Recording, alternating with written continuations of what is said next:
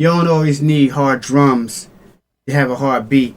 I've been on this whole thing lately where I've been just turning down the drums and kind of let the sample ride higher than the drums.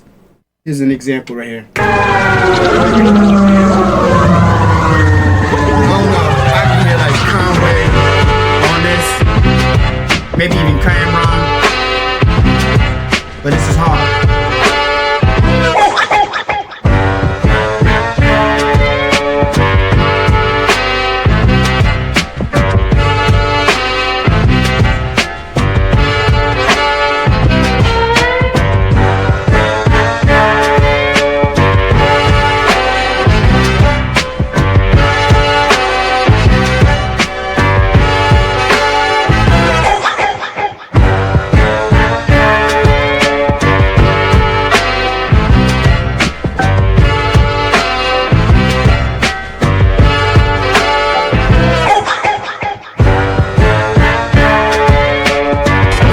Your boy, go to thecyclekit.com. I love and respect all of you. Thank you very much for all the support.